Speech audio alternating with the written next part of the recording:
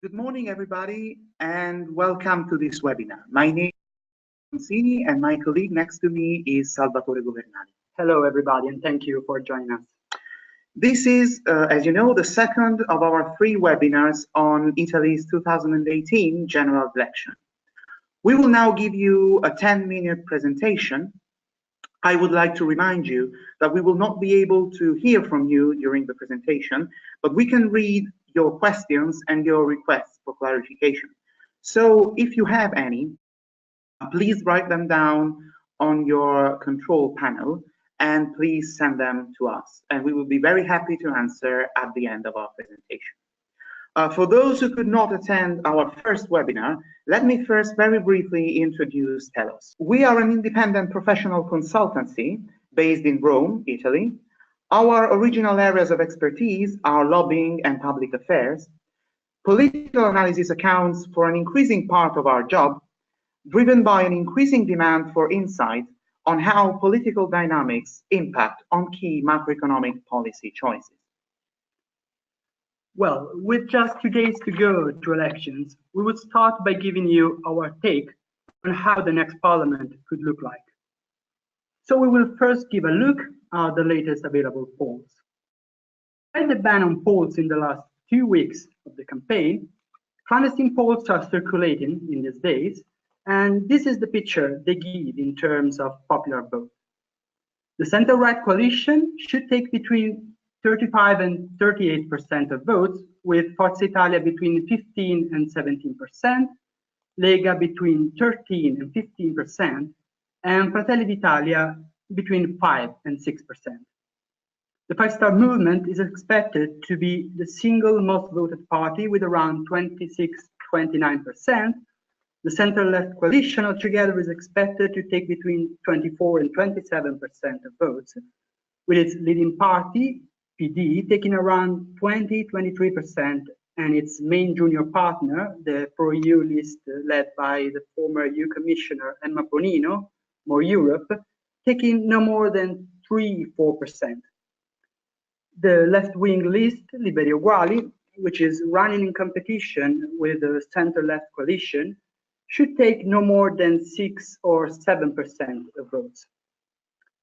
Unfortunately, we cannot project the actual number of seats that each party is expected to win by simply polls taken nationally. So, to look into this crucial aspect in further details, we need to take a step back and look at the electoral law. As you can see, 1/3 of the seats in both the houses are awarded in single-member districts, while only the remaining 2/3 are proportionally distributed. There is no majority prize, meaning that no extra seats will be awarded to the most voted party or to the most voted coalition.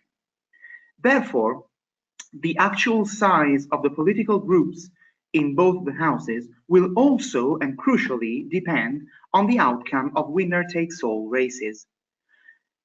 Here, there is one big issue. No polls have been taken in individual districts. This means that we have no granular data on the performance of parties and coalitions in each and every district.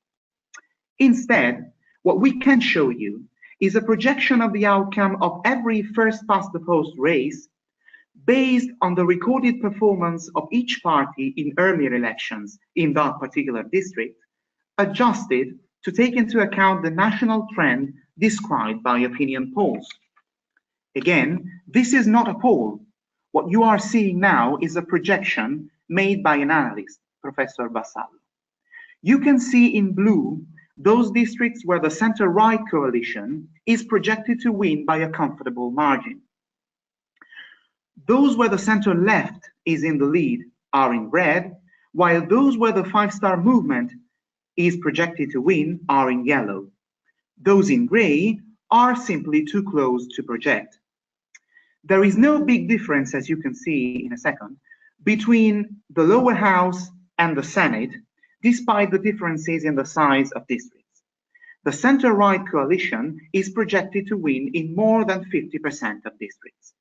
So, Salvatore, what can we take from these projections? Well, first of all, that the center-right parties seem to benefit the most from running in a coalition. They are pulled by Lega's excellent performance in the north and are predominant in most of the continental south, particularly in Lazio, without the city of Rome, in Campania, and in Puglia. Instead, the center-left coalition is only competitive in some of its traditional strongholds in Emilia-Romagna and Tuscany. The Five Star Movement, despite being the most voted party at the national level, will only be competitive in first-past-the-post races in the south and in the two islands. In most districts, there are too close to project in this area. The race is between the center-right candidate and the Five Star Movement one. So this is where the movement could outperform expectations. Now, by combining polls with the projections on first past the we can finally get a picture of how the parliament could look like after the election. The center-right coalition is very close to securing a majority. It would have a narrow majority in the Senate and would take 312 out of the 316 seats it needs to control the lower house. PD's groups in both the houses would be impressively smaller under this projection than they used to be in the outgoing parliament, while the Five Star Movement would probably have the single largest group. Salvatore, what can we say about possible scenarios after the elections in light of all this?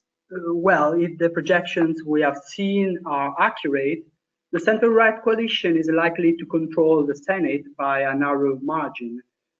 Would only need the support of 4 additional MPs to win in a confidence vote in the lower house.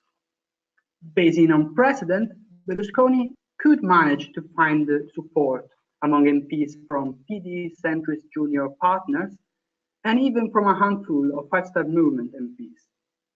But a German-style large coalition between PD and Forza Italia plus junior centrist partners appears to be less likely, mainly because PD will perform worse than anyone would have expected a few months ago. As a consequence, such a coalition will probably not be able to control the parliament. So, is any other German-style large coalition feasible in case the center-right does not control the parliament? Well, an agreement between the Five Star Movement and Lega would not secure enough seats in parliament and, above all, would leave very little room for other forces to possibly join in. As a matter of fact, talks between the two parties have not led to any positive outcome so far. Instead, Luigi Di Maio, who is the Five Star Movement's official candidate for Prime Minister, is available to consider a coalition with center-left parties after the vote. This coalition would never control the parliament, though, unless it includes PD. Yet the main obstacle to this scenario seems to be Renzi. Therefore, Di Maio's offer would have a chance to be considered by PD only if Renzi is forced to resign from party leader after the vote. But even if this were the case, it is at least questionable that any major political party may wish to join forces and form a coalition with the Five Star Movement, particularly in light of the movement's erratic and timely inconsistent position on so many important issues. Having this in mind, we can conclude that in case there is no center-right majority, a German-style coalition will hardly be formed. By this we mean a coalition of parties which are not running together, but strike a deal on a shared agenda after the vote and agree to support the cabinet for the whole duration of the next parliamentary term. What is more likely to happen in our view instead is that a large and heterogeneous front of political parties which do not agree on any policy agenda do agree to support a cabinet with the limited mission of presiding over the budgetary session and approving a new electoral law. This is an option, let me say, which is more typically Italian, striking a deal for the sake of having a cabinet in charge. Obviously, the deal would be open to all parties. Some of them would participate in the cabinet, others could choose to support it in parliament without having ministers appointed, or might just abstain in confidence votes. Therefore, our assessment is that if there is no center-right majority in both the houses, this is probably the most likely option. So, Salvatore, let us finally have a look on next steps. Of course, the new parliament will be gathering for the first time on the 23rd of March. The election of the House's chairs will be the first crucial dossier Parliament will deal with. This will prove a key test for possible majorities in both the Houses. Then, by the 25th of March, elected MPs shall formally say which parliamentary group they intend to join. On the 29th of March, then the President of the Republic will start talks, we call it in Italian consultazione, consultation, to understand whom to entrust to form a new government. And by the 4th of April, the leaders of parliamentary groups will start taking part in the consultation process. So, thank you very much for your attention. We are now happy to answer some of your questions, and you will find more information about us on the last 2 slides of our presentation. We can now have a look at some of the questions we have received during our presentation. Salvatore, I think we have a couple of questions already. Of course. The first question is, provided that part of MPs are elected with a proportional system and part with a winner-take-all system, how will election work? How many ballot papers each voter will receive? Well, voters will get just one paper for the lower house, and those over 25 years old, also one paper for the Senate. The system is then the same for both the houses, but I would say rather tricky, because voters may vote for their preferred candidate in their single-member districts, possibly also specifying which specific party backing that candidate they support. Or they may vote for a party and automatically support its single-member candidate.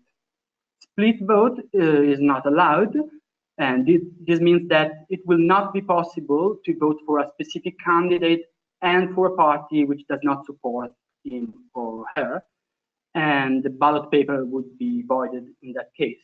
And this is something that might weigh on the final outcome. So we got some other questions. Yes, we have. We have a request about who would be the Democratic Party's suggested candidate for Prime Minister after the vote.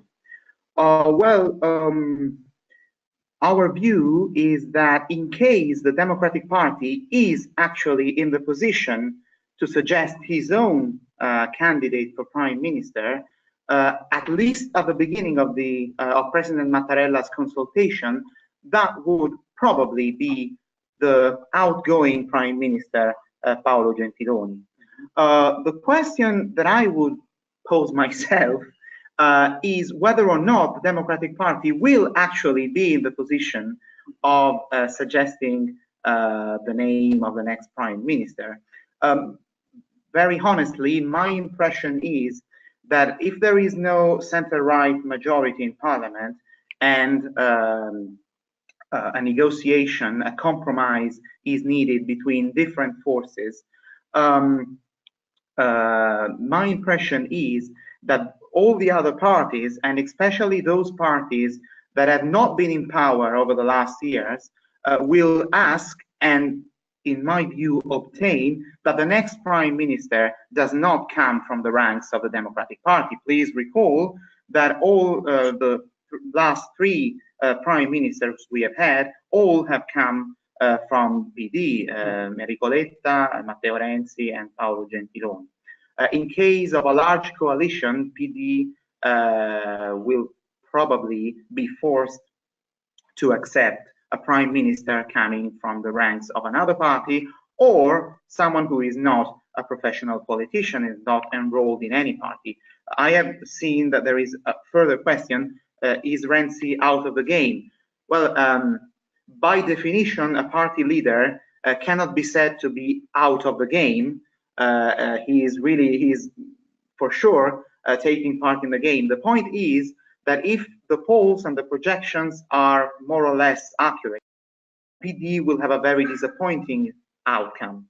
And in light of which, it is very unlikely that Renzi is in the position to impose himself as the prime minister of a cabinet supported by a large coalition. Our impression is that if there is the need for a large coalition, the prime minister will not be a party leader. It will not be Renzi, it will not be Salvini, it will not be Di Maio.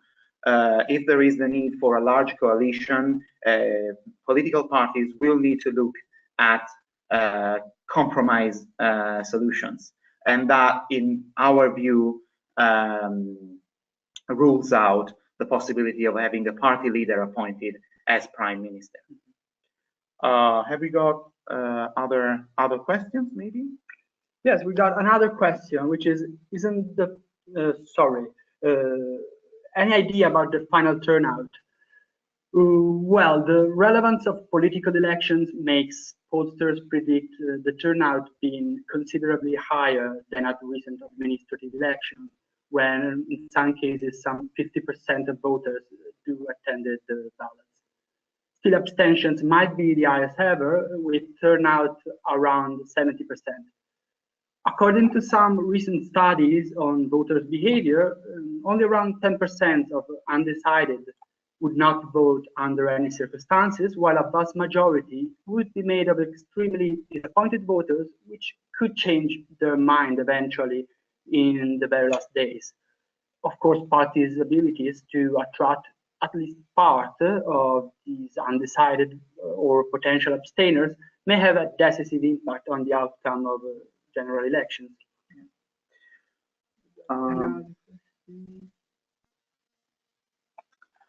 So another question we have is on the projections we have shown you, and particularly on the five-star movement. Is the five-star movement underestimated by these projections? Well, I would say I have no answer to this. I would say it may be, and I would like to show you why by taking a look once again at this chart. As you can see, there is a high number of gray districts here all across the continental south, in Sicily and Sardinia. The race here, as we said before, is between the center-right candidate and the five-star movement candidate. There have been rumors spreading over the last days that the Democratic Party may be performing even worse than expected in the South. And this may very well go to the benefit of the five-star movement and to the detriment of the center-right, accordingly. By just improving its performance by 2 or 3% all across the continental South and the islands, the five-star movement might be able to outperform the center-right candidates in all these gray districts. This is why we could have a lot more yellow districts here in the continental South, Sicily and Sardinia, than projected by Professor Vassallo. We got the sense from the center-right political environment that this is precisely what center-right political leaders and center-right politicians are actually afraid of. So it may very well be that the five-star movement outperforms expectations all across the continental South. Of course, we must wait and see, because there is no 100% sure answer to this question. But I see that there is another one coming.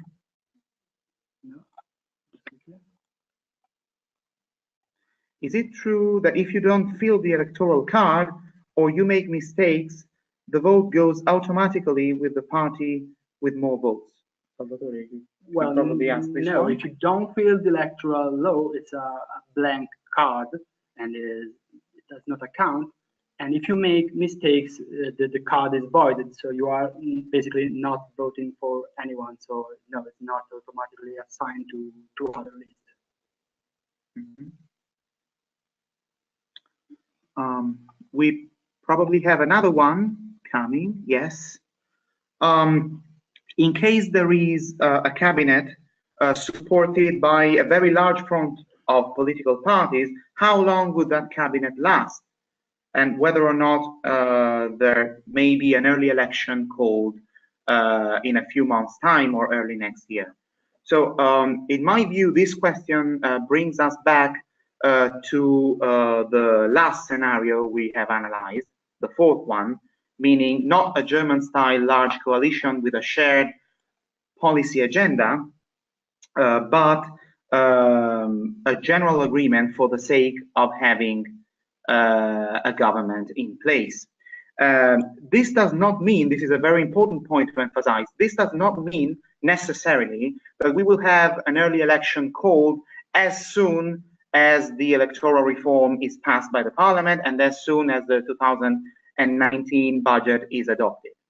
There is another possible scenario under which this majority, albeit very large and heterogeneous, could become stronger and more stable by just staying in power despite the lack of a shared policy agenda. Some of the parties could withdraw their support of the cabinet as soon as they see that its original mission has been accomplished, or as soon as they feel that they have no interest any longer in supporting the cabinet. But the cabinet could still rule the country if it still has a majority in both the houses. If this were the case, then an early election early next year would be avoided, at least for the time being, of course. This is, by the way, precisely what happened after the 2013 vote, when we had no majority in the Senate. And this may happen, this may very well happen this time as well, particularly in case President Mattarella has no intention to dissolve the parliament early. We probably have another one. This is a very tricky one. If you have to bet. Oh, who will be? Yeah. Yes. Another question on who will be the prime minister. So let us be a little bit more specific. In case we have a center-right majority, it is more simple. Berlusconi and Salvini have an agreement under which the prime minister will come from the party within the center-right coalition with the largest representation in parliament. So if Lega is the most voted party or has the largest parliamentary group within the coalition, the prime minister will be Salvini. If Forza Italia has the largest group within the center-right coalition, Berlusconi cannot serve as prime minister, as you all know, because he has been disqualified from public offices, and he will probably suggest Mattarella to appoint Antonio Tajani, who is a sitting president of the European Parliament. Of course, things get more and more complicated if there is no center-right majority. I have already said before that should the Democratic Party be in the position to suggest a prime minister coming from its own ranks in case of a large coalition, that would probably be Paolo Gentiloni, at least at the beginning of the Mattarella's consultation. If PD is not in the position to suggest a prime minister coming from its own ranks, then of course things will become more and more complicated. I cannot give you an answer, but I can give you a couple of examples. For example, Carlo Calenda is the sitting and outgoing Minister of Industry. He has never been a party member. He has never joined the Democratic Party. He has, generally speaking, a free market approach. He could be a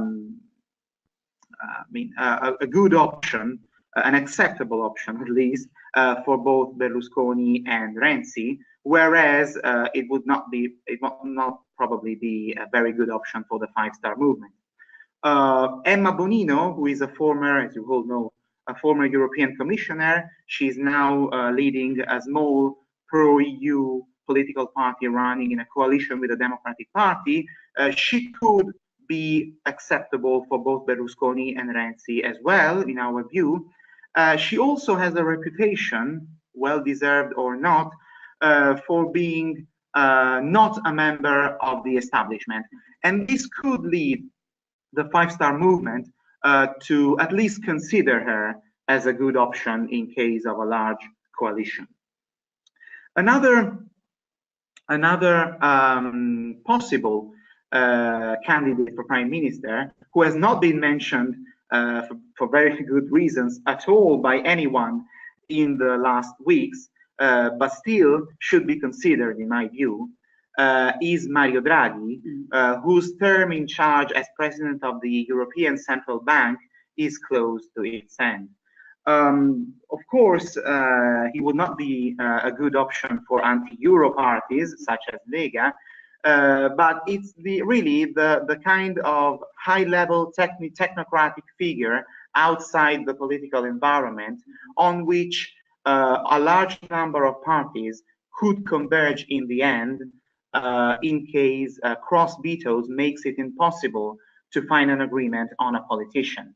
So this might be in the end an option for President Mattarella if he is not able to favor a compromise agreement on a politician.